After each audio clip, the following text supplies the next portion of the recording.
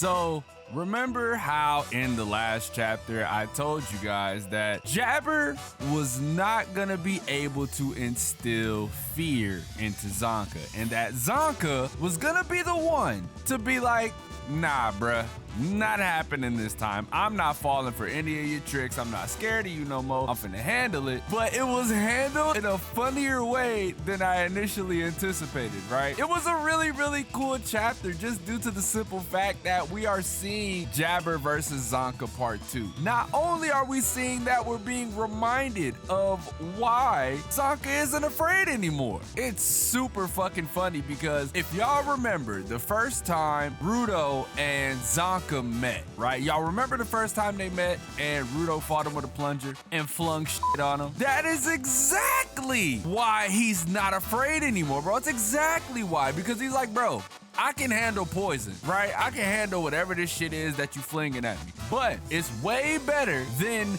the shit that Rudo flung at me, right? That was really, really dope. But we also got to see a wild Guida. Like I said, I was wondering where she was at, wondering when she was gonna pop up, who she was gonna fight, and it's seemingly looking like it's gonna be a girls' night out, maybe because the cockroaches were in the same area, and so was Guida and Rio, maybe, and they're gonna fight the Vandal chick. I don't know. I don't know if that's how it's gonna go, but they're probably gonna get these two out of the way in these next like 2 or 3 chapters, right? These are gonna be the fights that happen here, and then we're gonna get Rudo and Zodil and Engine and the little dude, right? That's more so what it's gonna be. But honestly though, I think these sections are gonna last a lot longer than I'm giving them, credit for, because there's gonna be some storytelling going on here. It's not just gonna be, fights. And we've noticed that with Kei Urano, when there are big moments, they are typically given a little bit of a description, and the characters are given a little bit of backstory depending on how important that character is. So we have our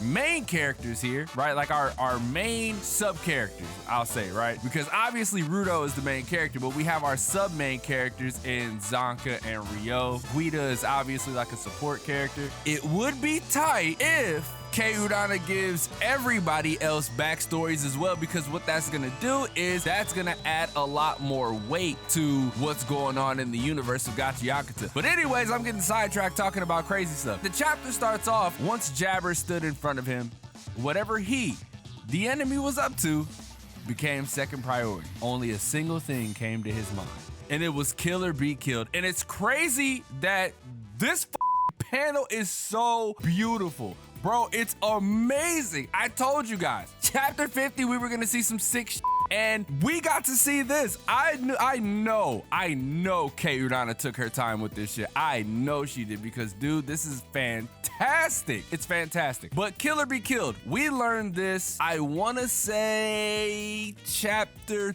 3? This is a callback. This is a callback to Rudo first coming down here, Rudo meeting up with Engine telling him that, it's not as nice down here as you think it may be. This is all a callback to everything that Rudo has learned and everything that we as readers have learned.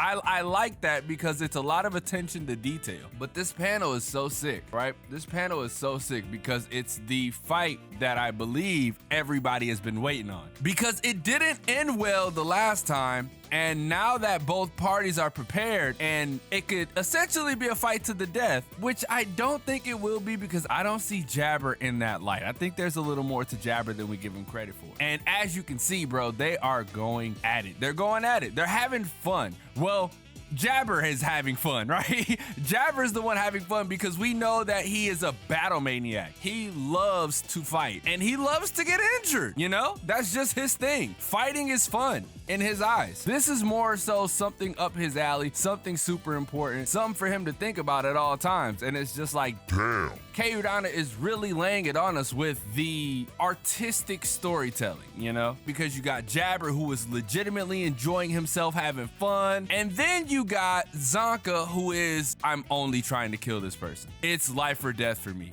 I need to do this. So as we continue with the chapter, you got Jabber over here having the time of his life, and he just comes out and says, "What's that sound? I wonder what that sound is." There sure is a lot of this stuff coming up from this stage, and it's funny that he calls it a stage, right? It's like a play, or it's like a boxing match, right? And they're just fighting in the ring, or it's a fighting game, you know, choice, and they're choosing stages and stuff. Pretty cool. I like that touch. So this idiot Jabber is like, no idea what's this made of, but what would happen if I were to touch this? And it burns his ass. So I don't know if it's acidic. I don't know if it's poison. I don't know if it's just acid in general or lava for sake, right? I don't know. Like I said, it's a tale of two cities here, right? Shout out J. Cole. It's a tale of two cities here, because you look at Jabber and he's losing his mind. Like, what is going on? And then you got ZANKA over here, who is also losing his mind, but not in the exact same way, and saying, what is going on? Not in the exact same way, right? It's really, really dope. I love the personality that Kei Urana is giving these characters. It's so dope, right? It's fun. This is how Jabber assesses the situation and the dangers of what's going on, because his claw is melted, right? His claw is super melted. Look at his hand, bro. It's burnt. And he goes on to say, my right claw contains neurotoxin. There's no changing that. But I'm the type that gets bored easily. So this left claw of mine reflects new poisons I've used on myself. So we've learned, and we learned this in the past, that Jabber legitimately stabs himself a lot, right? He stabs himself quite often, but what that does is it gets him used to the poison that's going through his body. Sort of like he's buffing himself. Essentially what he's doing, it gives him a buff and he goes wild. He goes on a rampage. But he no longer needs to stab himself, because he's gonna fling this shit all over ZANKA. And he even says, now Mr. Bad Boy, I wonder how long you can dodge these for. And then it's cut, right? We cut to Guida. I like these segmented interruptions, because we still have a lot that we need to cover. We still have a lot of people that we need to deal with. So it's not smart to focus on one battle for long and then go into another battle, because we're gonna forget the reason that we're here, in my opinion, in my humblest of opinions. Guida's looking around. Guida's confused. She's like, I'm all by myself. And this is what I said earlier, right? Guida was the only one who was missing. We didn't know where she was gonna pop up at. And I thought to myself, I was just like, where could she potentially pop up? Is she gonna help Rudo? Is she gonna help Ryo? Is she gonna help Engine? And this kind of gives us a little bit of context as to where she may go, because Guida sees a cockroach, and you know, we don't fuck with roaches in these streets. And we have a dual flip out, and like I said, I like the segmented cuts because it leads directly into something else. A tale of two personalities, right? So we got somebody who loves cockroaches in Guida. She must just love bugs, right? That seems right up her alley. And then we got Ryo, who absolutely despises cockroaches. And it goes directly into Ryo versus the other Vandal. And Ryo sort of gives the, maybe I shouldn't have showed her that. Ryo says, I'm basically all right with insects, but roaches can surprise you a little, right? And the other Vandal just says, huh? You're kidding, right? A cleaner that lives in the pit, afraid of a little cockroach. They're one of the most terrifying creatures on the planet. Can't just help to be scared of them. But I say that to say this, it sort of gives you a hint as to where these battles are gonna go, because it would seem that Guida may be closer to Ryo and the Vandal chick than she is to anybody else. So this might mean that Ryo might need support against this character. That's just me putting two and two together, right? Using a little bit of context clues. And she goes on to say, are all cleaners that tepid? I'm disappointed. And Ryo says, the cockroaches alone say a lot, but I'm just the tip of the iceberg.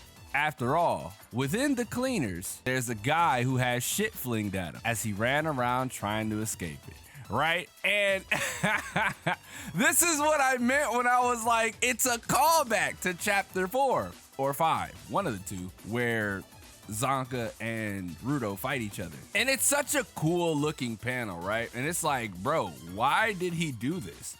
What was the plan using this gigantic slab of rock for? And Jabber was like, oh, you dodged them? And ZANKA goes on to say, this, even if I get hit by something, I can still move around perfect.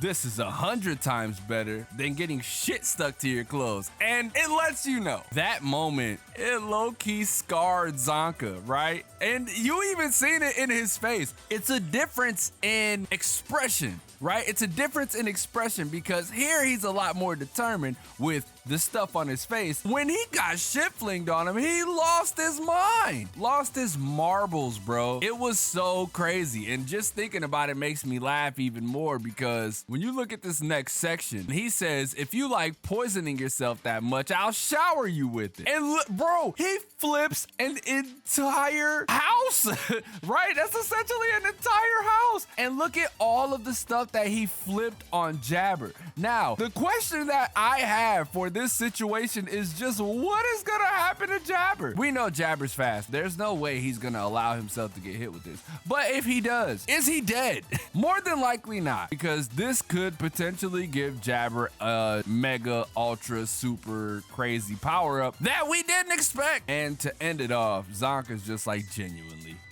you disgust me, sick shit. What I take from that is when you look at the panel above him and you see Jabber is smiling, looking at this stuff, right? He's enjoying it. We go over this all the time, and I talk about this all the time. Jabber is a battle maniac. So that's more than likely what ZANKA is referring to because he didn't move. He's just standing there and taking it. Really dope sequence, bro. Really dope chapter. I enjoyed this chapter a lot more than I thought I was going to. I say this with every Gachiakuta chapter, but it just seemingly gets better, you know what I mean? Like, it gets better the more we learn about characters. It gets better the more we learn about, like, situations. It just gets better, and all we have to credit for that is Keirana's storytelling. It is so good. It's so good. And it keeps you engaged the entire time. That is something that a lot of manga can't do. Like, you run into a lot of lulls. You run into a lot of situations where it's kind of stagnant and it doesn't move anywhere and you're just reading it to read it and look at the art. But this, you are engaged from start to finish because it starts off grabbing your attention by telling you some ornate details that you need to know. And then as you get to the middle, you're like, oh, what is going on? This is actually really sick. And then they leave you on a cliffhanger. You know, expert story writing in my opinion, but who am I to tell you guys this? I'm just some small anime content creator. But anyways, man, like I said, it was a dope chapter. Make sure y'all let me know what y'all thought about it in the comment section down below. Leave a like if you enjoy, subscribe if you're new. I want this to be my job, right? I'm working my ass off to make sure that this could be my job. So with that, I need your guys' help. By the time you guys are seeing this video, membership should actually be open. So if you guys see the join button, make sure you hit that up because we're gonna be creating different types of things to go along with those tiers, and hopefully you guys will support your boy because like I said, I am 100% sold on being a content creator. I'm 100% like focused. This is what I really want to do. This is a career I want to take. There's nothing else that I want to do but this. So if y'all can help your boy out, make sure y'all do that. Sign up, become a member. There's gonna be a whole bunch of different perks coming along with this, so make sure y'all stay tuned, man. But anyways, with all that being said, it's your boy ZANKA, and I will catch you guys in the next video.